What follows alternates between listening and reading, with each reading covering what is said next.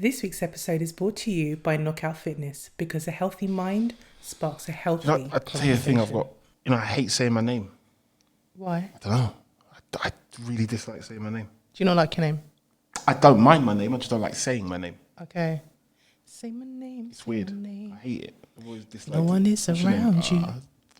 What's your name? Tell us a bit about yourself. You went for job interviews and they'd say that. Oh, tell us a bit about yourself. What do you like? Ever go around the room? I'd be like, oh, God. Oh, interesting. I hate it. I say Fisher all day long. But my first actual name, I don't like it. Don't like saying it. That's interesting. Yeah. Kieran's my brother's middle name. Oh, is it? Don't like saying it. So you introduce yourself, I say Fisher. It's mad. Yeah, it's weird. I don't know what it is. Are we recording? Yeah. Oh. We're back. Go on. We're back. Go on, you're better. Okay, but we keep having this discussion. I'm not there yet. Just greet the Hello, people. We're back. I struggle with this part. I'm gonna put this out there. I struggle with the greeting and introducing. I struggle with this. This is going to be a thing that we're going to struggle with. But I'm going to try now. We're back. I don't know what episode this is, but we're back. My name is Kieran. This is Dionne. And you're watching At Your Big Age. At Your Big Age. Yeah. So, what are we talking about today, Kieran? A sentimental one, you said. It's gonna. What would you tell yourself? What would you tell at this age you're at now? What would you tell your 18-year-old self? So if you could go back and pull her to the side and say, listen, I'm going to tell you some things, like Back to the Future vibes. Tell you some things. Don't eat yellow snow. That kind of stuff. Oh God, there's so much I would tell 18-year-old Dionne. There's so much. I think one of the first things I would say to her is, you see the whole uni thing at 18, babe, it's not really going to work out for you. So actually just work for a bit and figure out actually what it really is that you want to do, because you probably could have saved yourself a lot of money in student loan debt. I always had in my mind, from when I was in school, that, I wanted to be like this executive. I wanted to drive a Jaguar. I wanted to have a big mahogany desk. That's what I wanted to do, corporate, and I wanted to be a stockbroker, because I'd done my work experience at 15 in a big stockbroking firm on Liverpool Street. Yeah. Oh, wow. So I was sitting in meetings with the Scottish government, and the guy I was working with, he was earning something like, so we're talking back in 1997, 98. So he was earning something like 200 grand a year plus 100% bonuses. And his day started from like 6:30. So he would call up his, his clients and talk to them about the markets are going to open, where I'm going to put your money, And then come 9 o'clock, his day was practically done. And I'd be like, well, what are you doing for the rest of the day? And he was like, well, I'm done pretty much. You know what I mean? And I was just like, wow. And then I was being placed with different departments just to understand what people do. So I'm coming across people that are earning 40 grand. I'm like, is that it? Is that all you earn? And you've only got 20 holidays. Now looking back, I cringe, because back in 40 grand is a decent salary in 97. Do you know what I mean? Yeah. So that was kind of like my thinking. I was like, right, I'm going to earn this money. And this is the kind of route I was going to go down. So I went to university to study economics. But obviously what I didn't realize at the time was that uni would take you regardless. But actually, for me to do that course, I needed to have a strong A-level maths. I never did A-level maths. So when they're starting to talk about certain things, and we've got certain modules that are very quite high advanced math stuff, I'd only done GCSE. Yeah. So I struggled and I ended up dropping out. Do you know what I mean? And obviously, I think out of pride, out of ego, and obviously pressure from parents as well, always. I still try to fake it to a certain point, and then it just got to a point where I just wasn't going to uni, but I still had to make it look like I was going to uni because I was living on campus, kind of thing. And that's eventually how I ended up in the insurance industry, because I started to work part time because I was just like, well, I'm not really doing this uni thing, so I've got to I got to do something. Do you know what I mean? So yeah, that's probably one of my first things I say, Dionne, it wasn't for you, babe. Not for you. It wasn't for you. Mine's a heavy one. Okay, go for it. I shouldn't have had a kid at 19, to be fair. Okay. Not to say regret, because just in case she's what she ends up seeing it, I think, it's a bit out of order. It's definitely not like... But I think at 19, I just about knew myself, let alone trying to balance it and have a child with someone and try and work that out, and still trying to say, I left a lot of uni, didn't go uni.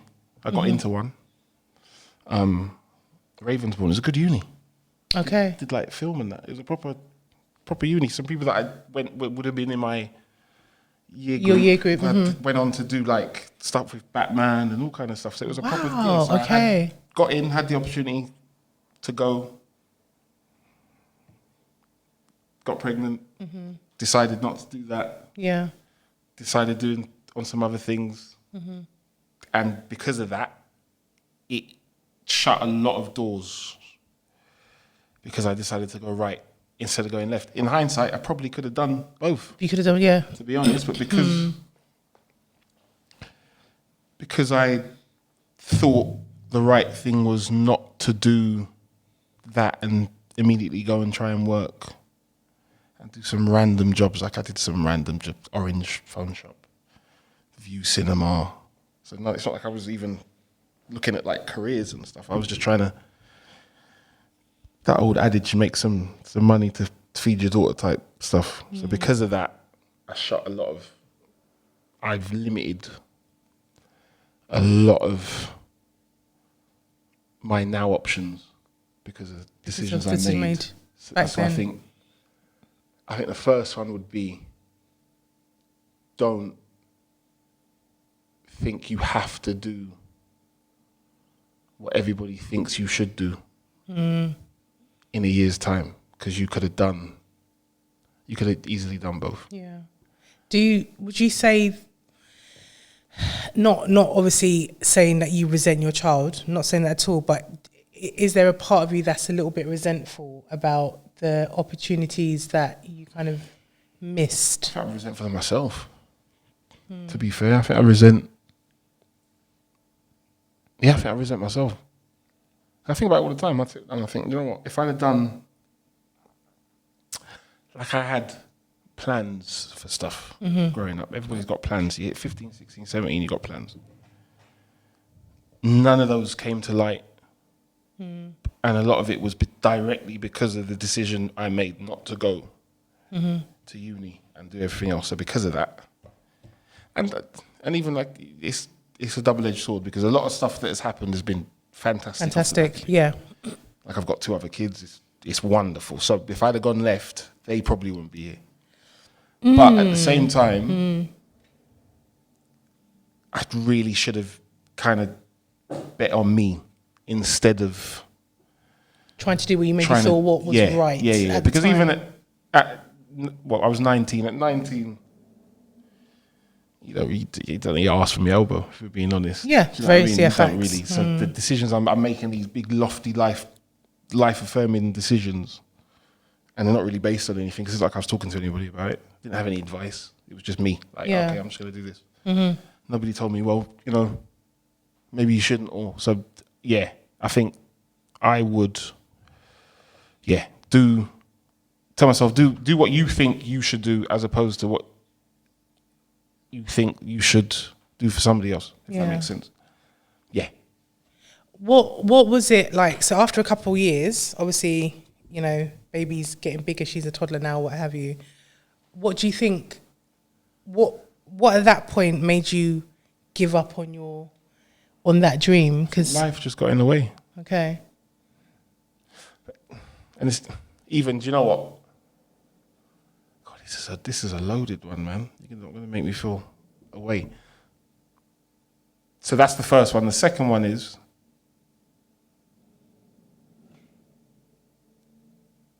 I feel like I gave up on a lot of stuff. Like I wanted to do. It would always be someone would say something and it would knock me. So in school, you know, you have the career day. I've said this on something else before.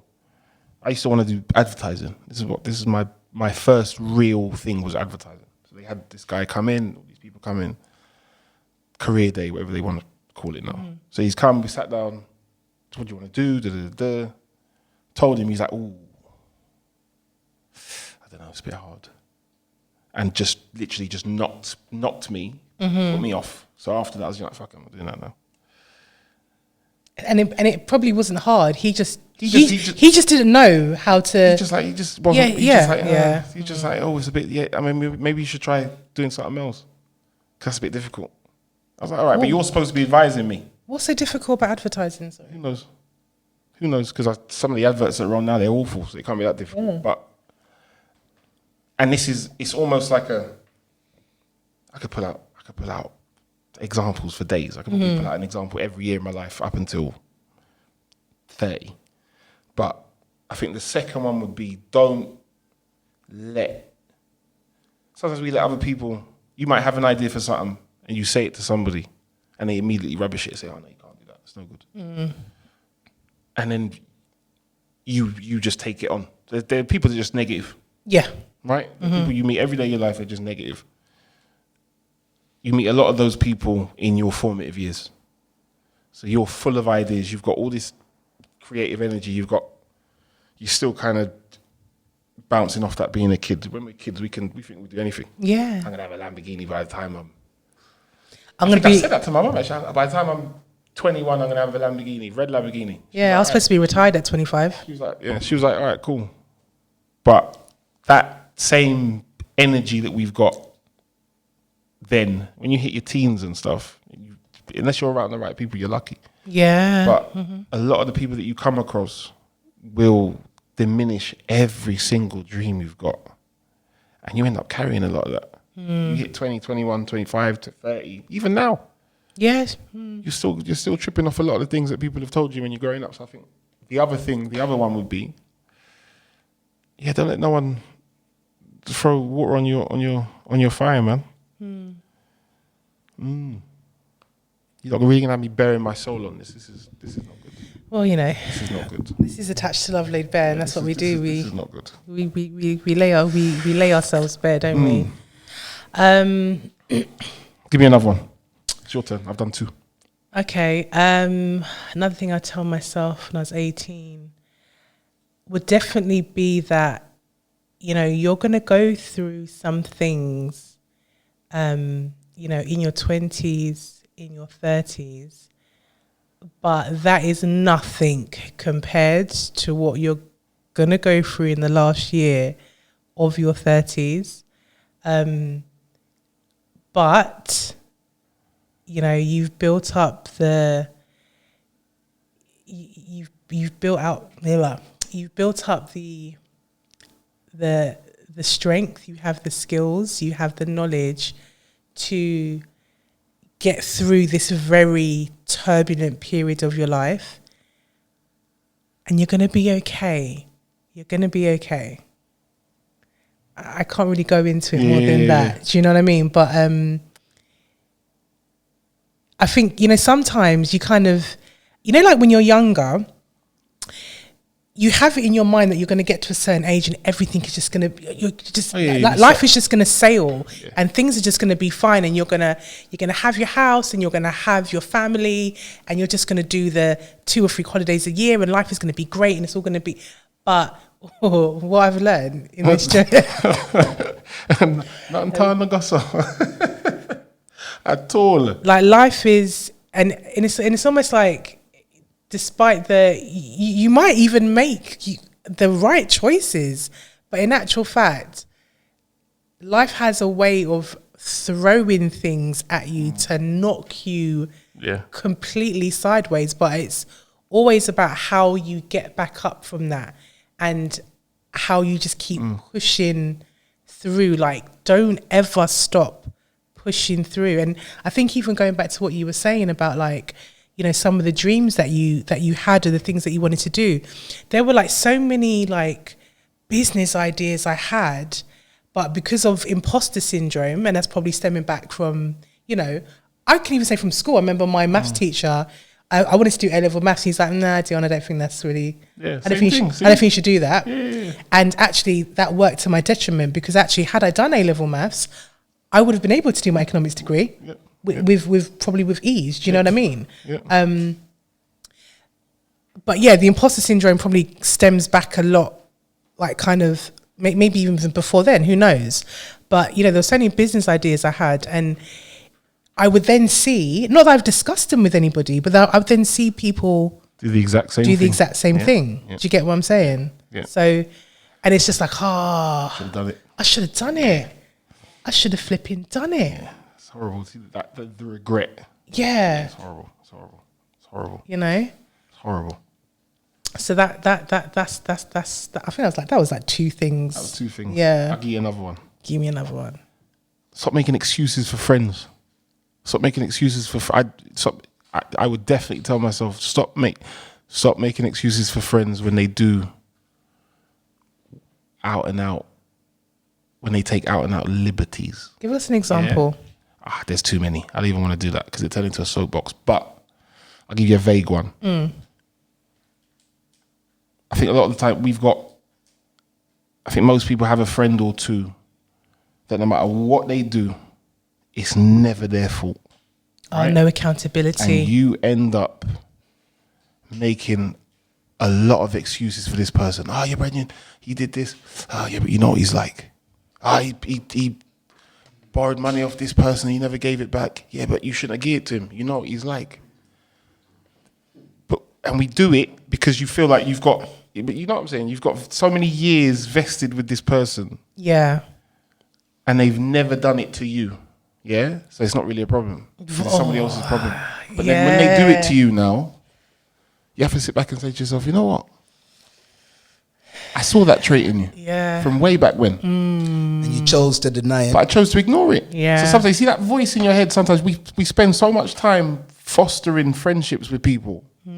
And you know you're not supposed, you know they're not for you. Yeah. Right? Relationships is a completely different thing, but friendships especially, and I've done this so many times.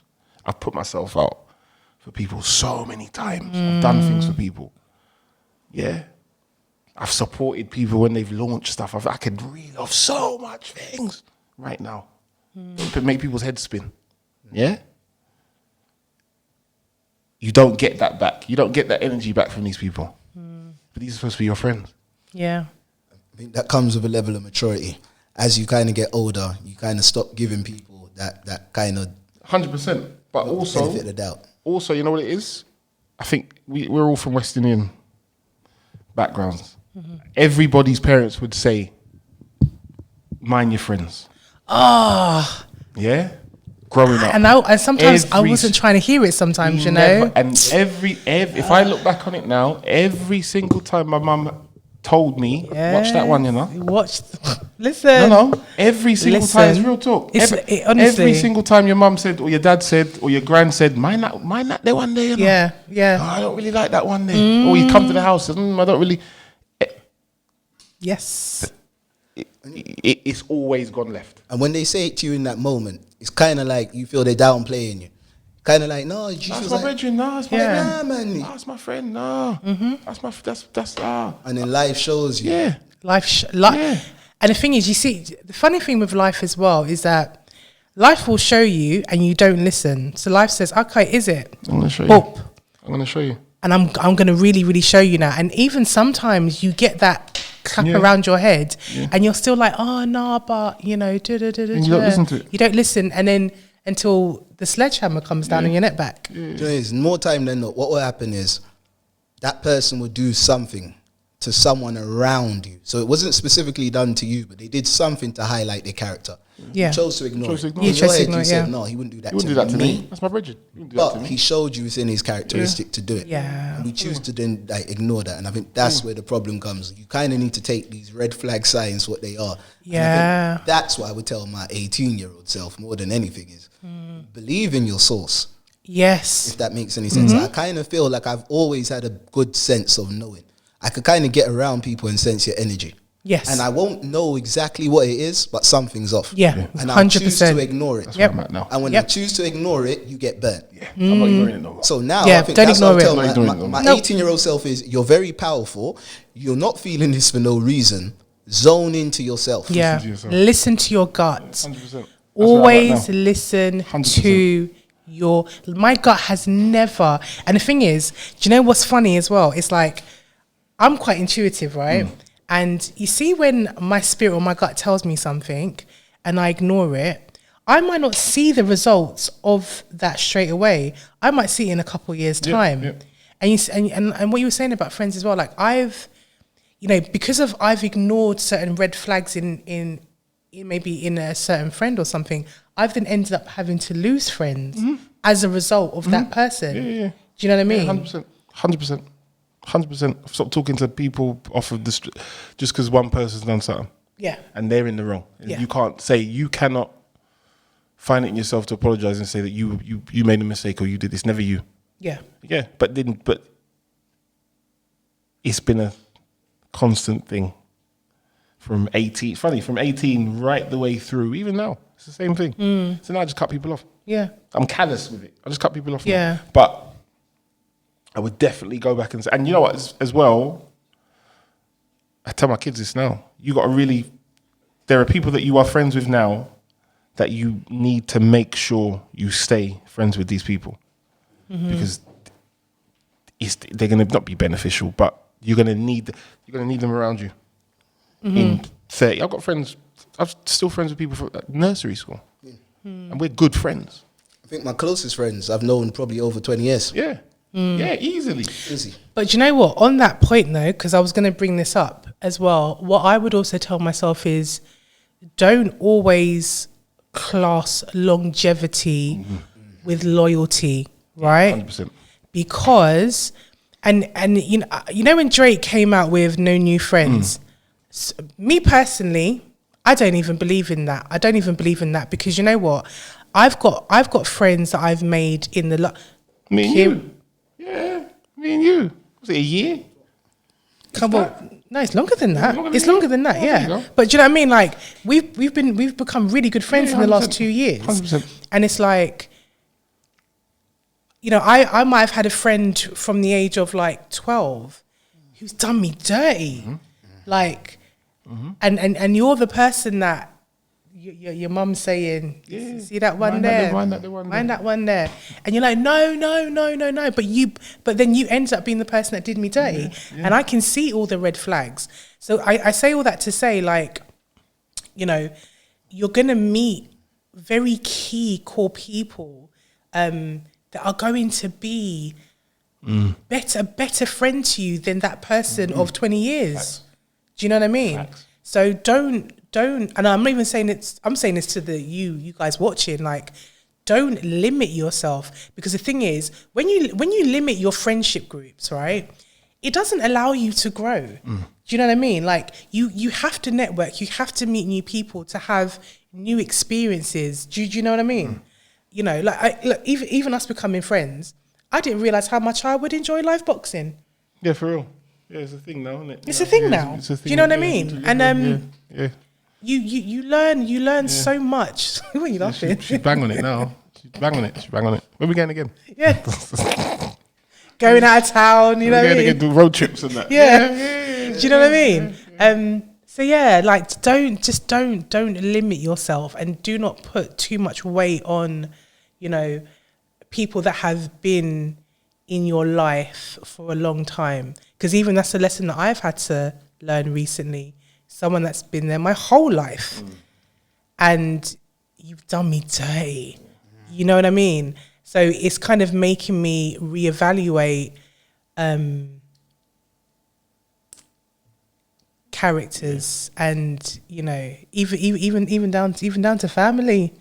So that's the other one. Sometimes your family's not for you. It gets deeper than just, like you said, your family and your friends. You kind of need to look at it from a not like a spiritual kind of place, yeah. But it's like everyone. I believe you've got your own tribe. Yes. And what I mean by that is you could get around a man sometimes for 5 minutes or girl, and it feels like you've been with them all your life. Yeah. You're like, that's your tribe. Yeah. And that's probably what your mum was sensing in that friend or someone that's around you. Say that there's a disconnect. Yeah. So that's more what it is. You're right. It's not about how long you've known the person or who they are related to you, or who they are in relation to you. It's really about your connection with people, and that's why I do agree with you about that point. About it's not about necessarily no new friends, but it's about having the right energy around you. Yes, to maximize in that space, and you can get the best results from that space. I think that's the other one. Read energies. Yes, read. Yes. Yes. We would at 18, 19, you could feel the energy in a room change when someone walked in, and you knew it was going to be a problem. Like we gotta go. But you couldn't use that same sixth sense to know that this guy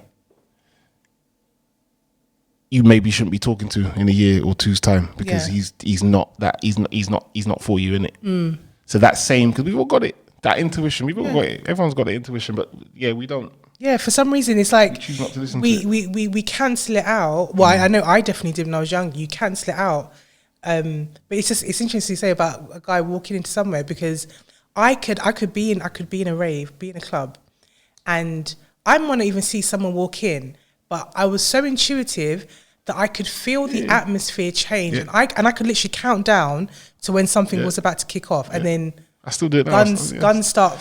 Still do it now. I sit shots there, say, start being fired. Say, watch this. Watch this. Yeah, literally. Yeah, literally. Say, watch this. 2 minutes. Yeah. Watch this. I said to my friend, I was like, okay, so this is going to kick off in 10, 9, 8. Pat. What's up into the bashment dances? This wasn't even bashment. This was house. Oh, it's even worse. Yeah. So I don't do house raves in South London anymore. I've seen too. I've seen things, man. I've seen too much. I wouldn't believe. Honestly, no. Do you know what? I do feel like growing up in the era that I didn't need to see so much gunfire. I didn't need to see it. And actually, what I'd say to you, Dionne, is don't go to what was the rave called? It was on Lime Street in Shoreditch. Don't go to that rave, because that gave you PTSD. I literally saw a bullet fly across like this. I didn't rave for about a good 2-3 years. I started to go bars because it affected me that badly. Yeah. Do you know what I mean? Seeing a foot right past my face. I'll give you another one. This is a heavy one. Okay. There are people that I grew up with that aren't here anymore, right? And like we went through a whole phase. Everyone was like, "Oh, why are you taking pictures? Don't take photos. It's long. What are you taking photos for?"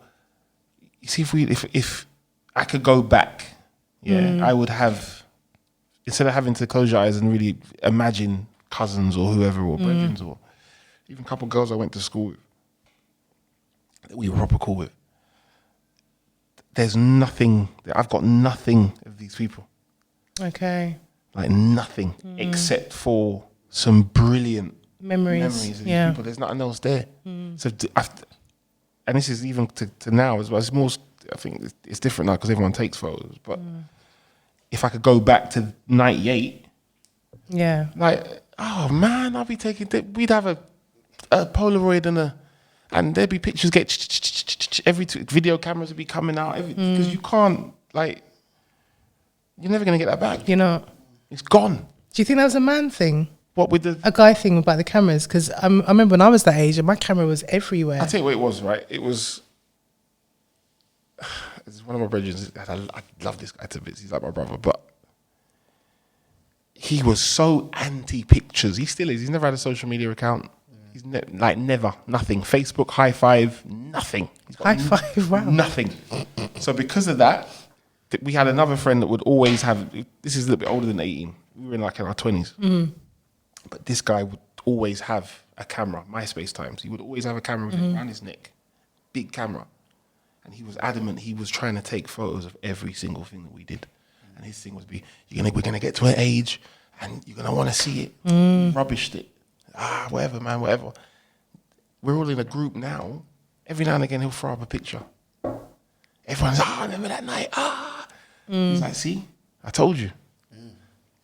I need to take that advice now. Yeah, but Pictures now. Yeah, it's like, but then it's not bittersweet, but it's like you're never gonna be that person you were. Yeah. At 18, 19, it's different. Like you take photos now, and it's still memories, but the memories are different. Yeah. 20 years from now, right? Like, yeah. But yeah. 18 to 65 to 70, you're now looking at, you got grandkids, you're looking at 75, 80, 85, 90 if you get there. I'm trying to get to 100. Yeah, come on. Do you know what I mean? Imagine being 100 and looking at pictures that you took when you were 18. 18, yeah. With grandkids and great grandkids. So it's like you can't, sometimes you got to live. I spent a lot of time living in the moment, but not really cherishing the moment I'm living in. Right, yeah. Yeah. So you had the experiences, you did everything, and I can tell you stories and I can think, but it would be nice if I could show it. I think, is when we was at that age as well, a bit younger, or especially me, I think I kind of convinced myself it wasn't a good idea to take pictures. Yeah, because it might get you in trouble. There we go. I said, I don't need to document what's happening here. Right. It's going to be used against me. I know what's happening, I'm living it. There we go. My brother used to say, no, I'm living it, man, I know what's going on, we're here. I hear you, but... Now I look back here, I look at things like, I was 18 on that 3 cars. I ain't got no pictures. Got no pictures. No pictures. It's just a memory. And if you weren't there to see it, See then it, it sounds like a lie. Like, Yeah. Like I went to New York for a day once. For a day. I ain't got nothing to prove it. Went for a day. One day. Flew in on a Friday, left the Saturday. A day. Yeah. But these are the, like, we spent so long doing it that we didn't appreciate. Like I would honestly tell myself, appreciate every single thing you're doing from now until, like, really appreciate it and appreciate some of the, I've got some wonderful friends. Like, I've met some people that really done me dirty, but like, I've got a lot of old and new. I've got a lot of old friends that really genuinely have me 100%. Like, I don't really tell them that either. So I think even... Tell them now. Yeah, like, do you know what I mean? It's a bit, I don't want to get all soppy in that, but... It's not a soppy thing, but we just tell them now. Do you know what I mean? It's yeah, Tell them now. Nah, it's all right, they know. You just said they don't know. They know now because I've just said it. It's fine. Don't worry, I don't want to get... This is heavy already. I don't want to get too... To Kieron's friends of 20 years... Emotional, 20 plus. Well, yeah, 20 plus years. Kieron wants you to know how much he loves and appreciates you. All of the good times, the guidance, the support. He wants you to know that he appreciates you. You can be my PA all the time. You can be my emotional PA. Emotional PA. Anytime you want. Should I shed a tear too? Yeah. Splash some water on your eye. I'm joking. Yeah. I don't think I can really top that, Kieron. I mean, not that I'm here trying to top anything, but you won over. Yeah, but I don't think. I feel like a lot of what you said is kind of I can resonate with anyway. Do you know what I mean? And all right, hold on. What would you? 10 years from now. Ooh, 10 years from now. Curveball. Well, like, if you could jump from here now, 10 years. What would you tell yourself? Or vice versa? Make it make sense, because I just came up with that. Ooh. Yeah.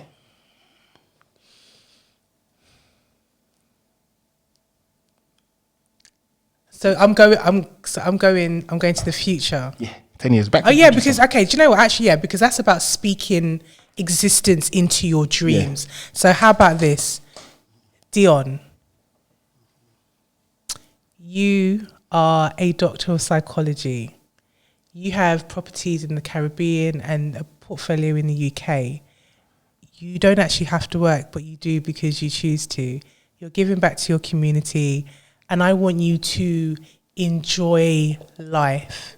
I want you to have as many joyful new experiences. I don't want you to limit yourself. You know, you limited yourself for a long time, And, you know, this next decade is about you learning and living and giving your daughter the best possible experience. And you guys are going to have absolute fun together. The next 10 years is going to be, it's going to supersede anything that you have done for the last few decades. So enjoy your time. Yeah, that's what I'd say to myself. Rap. Rap. I can't even top that. Nah, I You can't. kind of smashed that Nah, one. Oh, did I? Yeah, You smashed it. yeah. I can't even. That's the best way to end the episode. to Oh, be fair. wow. Okay. Oh, thanks. Yeah. Okay. Okay. You don't want to even No, give I a can't. closing word? I don't even want to touch that one there. Oh, really? That's fine. You did. That's the icing on the cake. I don't want to. I know, but No, you know when someone comes in your kitchen and they start stirring your pot and that is open the pot. It's like, oh, what's it? And then the food's ruined. It's long. Just do your thing. That's done. okay. Well, we're gonna wrap up now, as you don't have anything more to say. Yeah, that's fine. But yeah, guys, I think just, you know, if there's anything you're going to take from what we said, I think the main things are like listen to your gut and, you know, don't allow other people to get in the way of what it is that you're trying to achieve in your dreams, right? Yeah, 100%. So look after yourself, follow your dreams, do whatever you have to do to get there. Because we're not trying to look back and regret anything now, are we? Nah, no more regrets. No regrets. No more. All right, guys, thank you for tuning in. We'll see you again next week. Take care. Love you. And it's a wrap.